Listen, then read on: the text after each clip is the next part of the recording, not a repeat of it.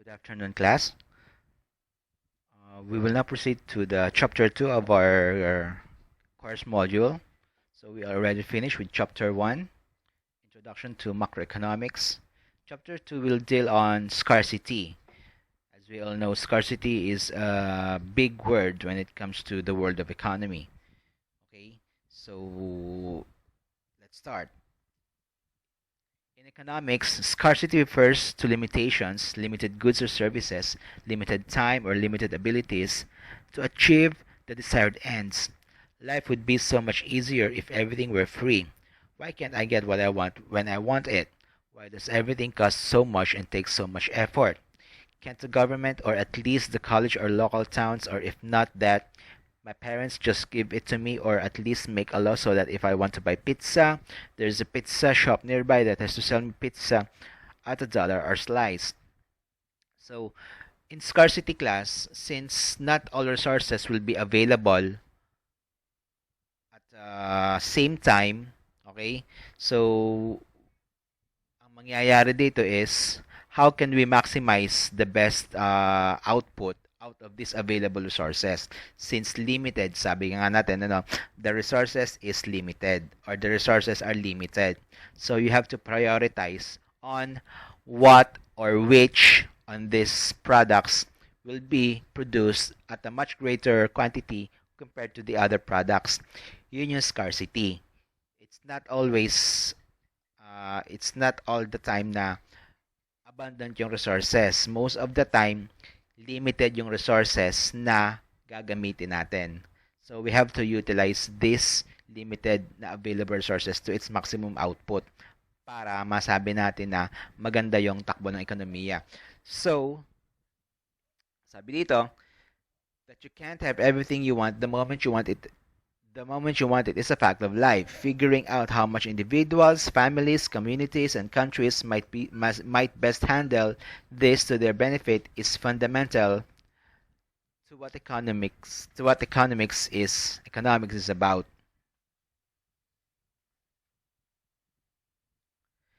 You are probably used to thinking natural resources such as titanium, oil, coal, gold, and diamonds are scarce. In fact, they are sometimes called scarce resources, just to re-emphasize their limited availability. Everyone agrees natural resources are scarce because they take a lot of effort, money, time, or other resources to get, or because there seem to be a finite amounts available. So yun nga, the availability of these limited resources, that's why it's called finite, meaning limited siya. May hangganan kumbaga. Although abundant in nature, but still, it's not infinite. It will come to a point na mauubos din.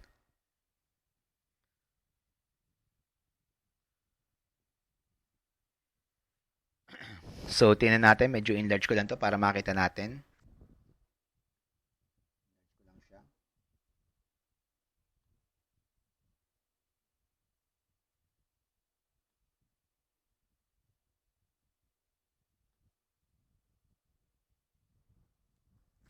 Okay, budget constraints and choices. So every now and then we are bombarded, or we will be caught in a situation wherein we have to make a choice. Okay, it's not all the time na yung gusto natin is makukuha natin. Sabi nga dito sa unang slide, why can't I get what I want all the time? It's not, hindi naman ganun yung situation. Wala namang nabubuhay na tao na ganun sa mundo. Okay? So, hindi lahat ng pagkakataon is makukuha mo yung gusto mo. Doon papasok ngayon yung choices na sinasabi. So, ano ba yung mas pinapriority mo? You can prioritize product A at this moment, or the next day you can prioritize product B. Depende sa situation kung ano yung meron ka nung particular time na yon. Okay? So, tingnan natin. What is budget constraint? Excuse me. Budget constraints refers to all possible combinations of goods that someone can afford given the price of goods and the income or time we have to spend. Okay? So, ano naman yung sunk cost? Cost incurred in the past that can be recovered. Opportunity cost. Okay? Measures a cost by what is given up in exchange. Opportunity cost measures the value of the foregone alternative. So, tingnan natin. Okay? say for instance, you have a may mas malaki dito. Tingnan natin. So ito yung objectives. Later we will get back on this graph. May mas malaking graph dyan. So ito yung mga objectives for this module, for this chapter. Understand the budget and choices of consumers. Calculate the opportunity cost steps. Learn the law of diminishing returns and learn the productive efficiency and allocative efficiency. Okay. So types of budget constraints. We have limited amount of money to spend on the things we need and want. Limited amount of time. So time, ano din siya, factor din siya when it comes to budget constraint. It doesn't mean na you have the budget to spend, but syempre you also need to consider the time. Okay? So you have all the money to spend on whatever you want, but still it's not the end. Okay? I-consider mo rin yung time na anong oras meron ka pa. Okay? Budget constraint results, you have to make choices. So this will be the end result. If you are on a tight budget or constraint yung budget mo, you have to make choices. Every choice involves trade-offs. No matter how many goods a consumer has to choose from, every choice has an opportunity cost. Example, the value of the other goods that aren't chosen. The budget constraint framework assumes that sunk cost, okay, costs incurred in the past that can be recovered should not affect the current situation or current decision. So let's take a look at this one. Okay, this one. So ito yung table ni Charlie regarding the budget of Charlie. So let's say Charlie has a $10 budget. Quantity of dollars. So this is in a table format, okay? If I will require you to put this in a graph, ito yung magiging kalalabsan niyan. Okay? This is a table format. Usually ganun ako mag-exam, no? Or vice versa. It can be in a graph format like this one, and then convert it to table format, or table format, convert it to graph format. So let's see. Say Charlie has a $10 bill in his pocket. Okay, the price of a burger at that time is $2 per piece of burger. Okay, so the trade-off here, or the two products that he has to choose, is burger and bus ticket. So yun yung dalawang produkto or choices na pwede siya mamili.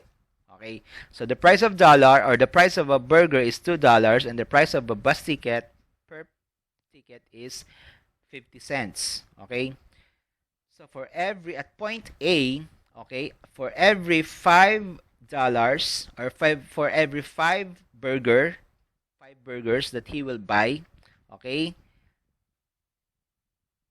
no resources will be left for the bus tickets.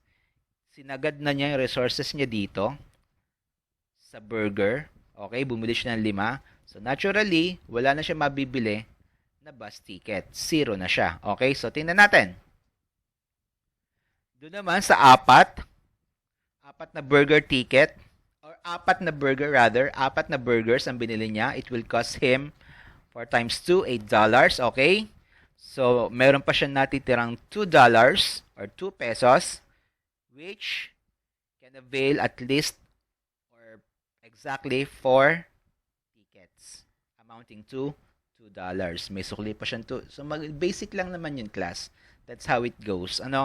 If you're into buying and selling, alam nyo na to. Okay, pero syempre, for the sake of the discussion, i-discuss ko pa rin sa inyo formality. Okay? So for point C naman, so 3 burgers which cost him around $6. Meron pa siyang $4 na tira. Makaka-avail siya ng 8 tickets. So tingnan natin yung graph. Let's take a look at the graph. Okay, so ito yon, no? So his budget is 10 pesos as indicated here. This is the burger curve. This is the line burgers. Okay, and this is the y-axis, and this is the bus ticket or the x-axis. Y-axis, sorry.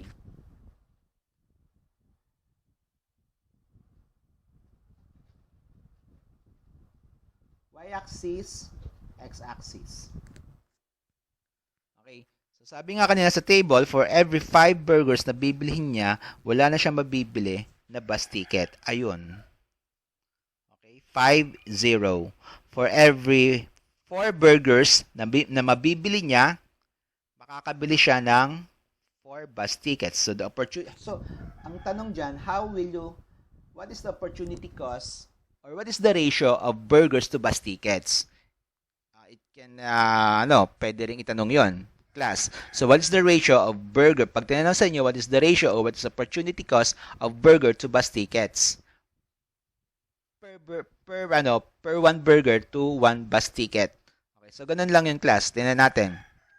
Okay. So dito, ang maximum na sumasama sa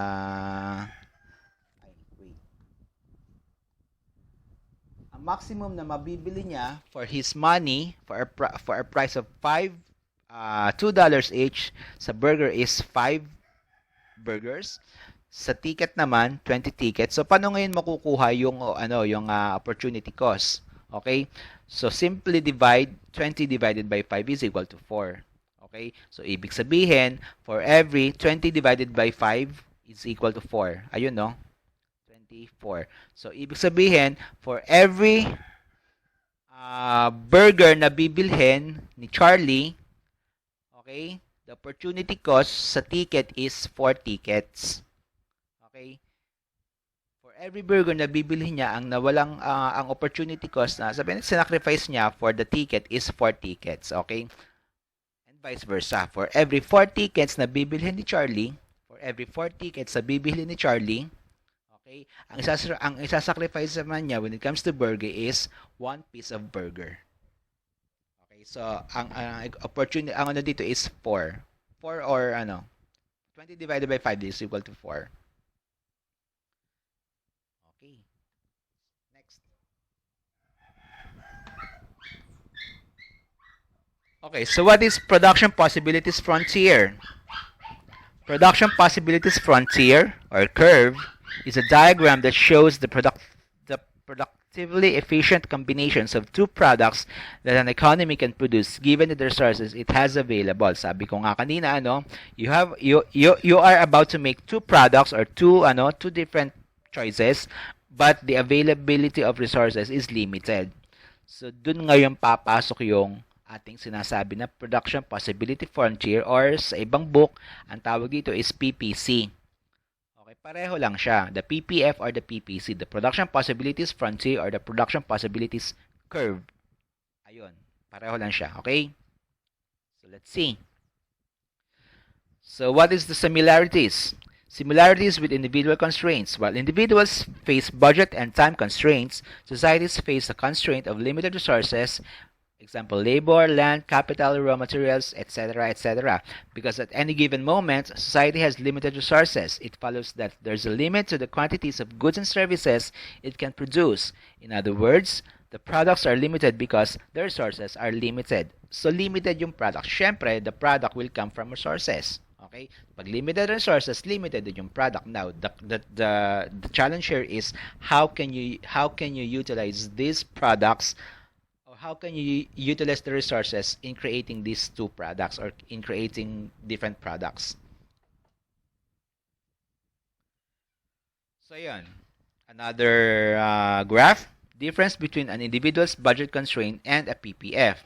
The PPF, because it's looking at societal choice, it's going to have much larger numbers on the axis than those on an individual budget constraint. A budget constraint is a straight line. Okay, ito yon. Budget constraint is a straight line, while the production possibilities curve is typically bowed outwards, i.e., for example, concave towards the origin. Okay, so ito yung, sumasama. So ito yung origin, this is the origin, okay? So usually the budget constraint is straightforward. Ito yon. This is the budget constraint. This is the budget constraint.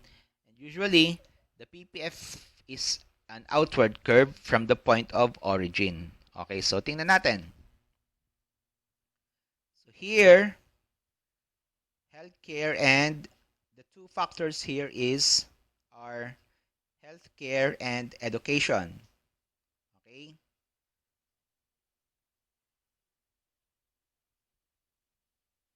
Yan natin. So difference between an individual's budget constraints and a PPF. The general rule is when one is allocating only a single scarce resources, the trade-off budget line will be constant, but when there is more than one scarce resources, the trade-off will be increasingly costly.